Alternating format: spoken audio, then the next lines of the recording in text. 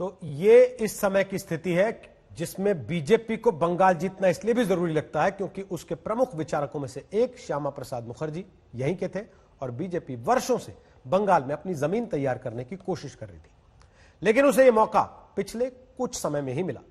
इस अरसे में ममता बनर्जी के खिलाफ बीजेपी ने आक्रामक राजनीति की और बंगाल में लेफ्ट, कांग्रेस सबको आउट करके ममता बनर्जी के सबसे बड़े चैलेंजर के तौर पर खुद को खड़ा कर दिया और जनता को ममता बनर्जी का एक विकल्प दे दिया।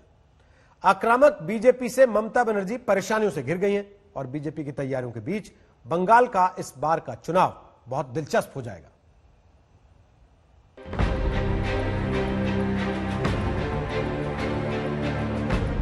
बिहार जीतने के बाद बीजेपी की पूरी ताकत अब बंगाल के लिए होगी। अगले साल अप्रैल-मई में वहां विधानसभा चुनाव है और बीजेपी इसकी तैयारी में कोई कसर नहीं छोड़ रही। बिहार के नतीजों से पहले ही अमित शाह बंगाल के 2 दिन के दौरे पर गए थे और इस दौरे से बीजेपी ने बंगाल चुनाव के अपने गेम प्लान को रीएक्टिव किया था। बीजेपी की रणनीति में सबसे ऊपर बंगाल का आदिवासी इलाका है। अमित शाह के बांकुरा दौरे से विधानसभा की 126 सीटों पर फोकस किया। आदिवासी इलाकों में जिन जगहों पर बीजेपी चुकी थी वहां के लिए तैयारी की। देश भर में उनके प्रति प्यार और लोगों का समर्थन मोदी जी के प्रति बढ़ रहा है। पश्चिम बंगाल भी पीछे नहीं रहेगा। ना पश्चिम बंगाल के लोग हिंसा से डरेंगे, ना ममता सरकार की नीतियों का समर्थन करेंगे और हिंसा का स्थान लोकतंत्र में नहीं है। आदिवासी इलाकों के बाद बीजेपी की रणनीति में दक्षिण और मध्य बंगाल है। ये वो इलाका है जहां ममता बनर्जी के सामने बीजेपी बहुत कमजोर है। दीदी को टक्कर देने के लिए बीजेपी ने इस इलाके में भी प्लान बनाया है। कोलकाता में अमित शाह के दौरे से 80 विधानसभा सीटों पर फोकस किया गया। शाह ने मथुआ समुदाय के कार्यकर्ता के घर पर लंच भी किया। इस मथुआ समुदाय की 70 लाख आबादी है। इनका 6 लोकसभा सीटों पर प्रभाव है। यानी ममता बनर्जी के खिलाफ बीजेपी कोई कसर नहीं छोड़ रही है।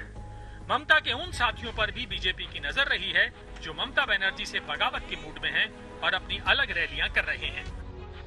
इनमें अब एक बड़ा नाम शुभेंदु अधिकारी का है, जो परिवहन मंत्री हैं और बंगाल में ममता के बाद दूसरे लोकप्रिय नेता हैं। अटकलें हैं कि चुनाव से पहले शुभेंदु ममता को झटका दे सकते हैं। ममता बनर्जी की परेशानियों में ही बीजेपी का फायदा है। ममता की एक और परेशानी ओवैसी बन सकते हैं, जिन्होंने बंगाल चुनाव में उतरने का ऐलान किया है। हम आ रहे, बंगाल को आ रहे, बंगाल को आ रहे अब बराबर आएंगे बंगाल को। मुर्शिदाबाद भी जाएंगे, मालदा भी जाएंगे, दिनाजपुर जाएंगे, सब जगह जाएंगे। मैं बंगाल का इलेक्शन लड़ूंगा। क्या करेंगे आप? मैं लड़ूंगा, यूपी का भी लड़ूंगा 2022 में, हर जगह लड़ूंगा मैं। जीत हार तो जनता तय करेगी, मेरे मुकद्दर में तो होगा। बिहार में ओवैसी ने 5 सीटें जीती हैं और 10 से 12 सीटों पर महागठबंधन को नुकसान पहुंचाया था। बंगाल की निर्णायक मुस्लिम सीटों पर अगर बिहार की तरह ओवैसी का काट चला तो ममता की परेशानियां बढ़ेंगी। असदुद्दीन ओवैसी का इसे तो अच्छा आदमी है, अच्छा पार्लियामेंटेरियन है, हमारे साथ बहुत दिन लोकसभा में है, लेकिन उसका नाम ही है वोट कटुआ। वो अमित शाह का राइट हैंड है और अमित शाह का ओर से वो वोट काटते हैं विरोधियों का।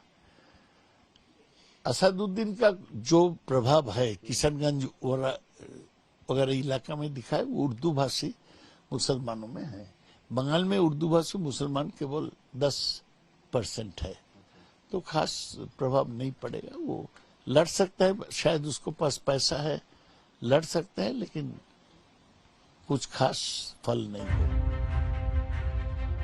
ममता बनर्जी की मुसीबतों के बीच बंगाल फतेह करने के लिए बीजेपी कमर कस चुकी है और बिहार की जीत निश्चित तौर पर बीजेपी का मनोबल बढ़ा रही है कि 6 महीने के अंदर होने वाले चुनाव में ममता बनर्जी से बंगाल छीना जा सकता है। आज तक ब्यूरो।